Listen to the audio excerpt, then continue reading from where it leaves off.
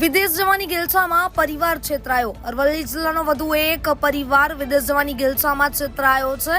મોડાસાના bypass road પરના તિરુપતિ રાજ બંગલોમાં રહેતા અને મૂળ મહીસાગર જિલ્લાના વીરપુર તાલુકામાં આવેલા વગાસ ગામના પરિવારને 29.45 લાખ રૂપિયાનો ચૂનો લાગ્યો છે। જગદીશભાઈ પ્રજાપતિ લંડન મુકામે મોકલવા અને ત્યાં નોકરી અપાવવા માટે નું કહેતા ત્રિપુટીની માયાજાળમાં ફસાઈ જઈ પોતે પત્ની અને એક પુત્ર સાથે લંડન જવાની તૈયારી દર્શાવી હતી।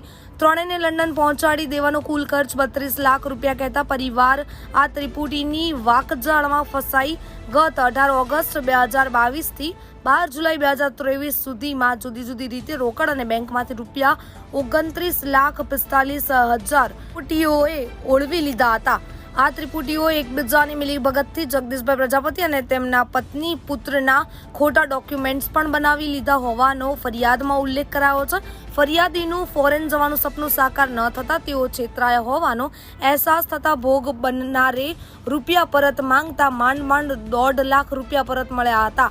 ત્યારબાદ રૂપિયા પરત કરવા અંગે યોગ્ય જવાબ પણ ન મળતા ટૂંક સમયમાં જ લંડન મોકલી ત્યાં નોકરી આપવાની વાત કરતા આ ત્રિપુટીના અલગ અલગ બહાનાથી પોતે ઠગાઈનો ભોગ બની ગયા હોવાનું જણાઈ આવતા જગદીશભાઈ પ્રજાપતિએ મોડાસા ટાઉન પોલીસનો સંપર્ક કર્યો હતો।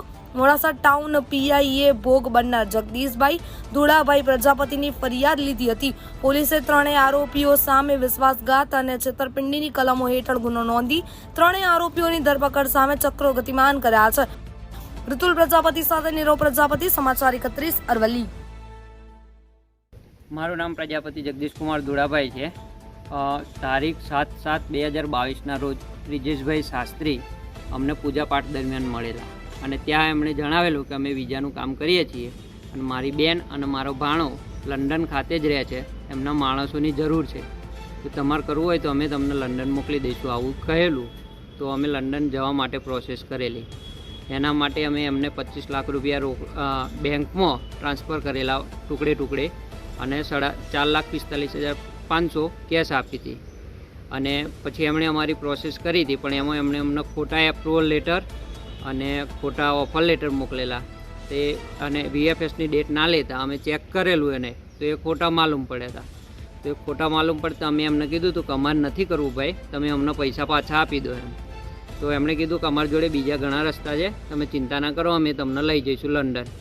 તો પછી એમણે ફરી મારી ફાઇલના મૂકવા માટે મારા ખોટા ડોક્યુમેન્ટ બનાવ્યા અને ફરી એપ્લાય કરી હશે, પણ ત્યાંથી રિજેક્શન આવતા એમણે જણાવ્યું કે તમે પહેલાં તમારી પ્રોફાઇલ બગડેલી છે તો તમારા વાઈફના નામ પર એપ્લાય કરો। તો અમે એમને ના પાડી કે ભાઈ અમારે કરવું નહીં, તમે અમને પૈસા આપી દો એમ।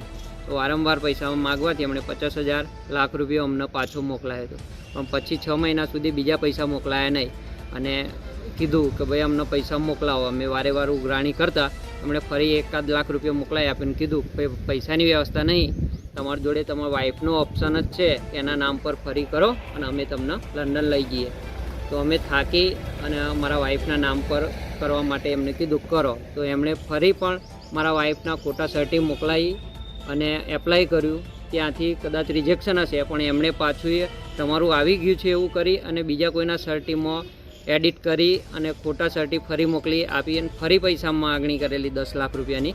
પણ અમે ના પાડી કે ભાઈ આ ખોટું છે, તો તમે વેરિફિકેશન કરાવો, ID પાસવર્ડ અમને આપો તો અમે ચેક કરીએ તો પછી આગળની વાત કરશું, પણ ID પાસવર્ડ આપેલ નહીં અને પૈસા પણ આપેલે નહીં। તો અમે એમને ફરી કીધું કે અમારે કંઈ કરવું નહીં, પૈસા આપો અમને। તો એ દરમિયાન અમને એમણે ફરી લાખ રૂપિયા મોકલી આપેલ પાછું અને પછી કીધું કે અમારી જોડે પૈસા નહીં, તમારે જે કરવું હોય એ કરો, આવી રીતે ઉદ્ધતાથી વાત કરેલી। કોઈ જગ્યાએ તમે FRI કે કોઈ નોંધાયેલું? હા, તો અમે FRIને મોડાસા પોલીસ સ્ટેશનને જાણ કરી PI સાહેબ સાથે રજૂઆત કરતાં એમણે અમારી રજૂઆત સાંભળી હતી અને અમારો કેસ દાખલ કરેલો છે। અને બીજા કોણ સામેલ છે આમાં? આની અંદર બ્રિજેશભાઈ શાસ્ત્રી, એમનો ભાણો આદિતભાઈ અને એમના માતા શિલ્પાબેન। એના સિવાય બીજું કોઈ? ના, એના સિવાય કોઈ નથી।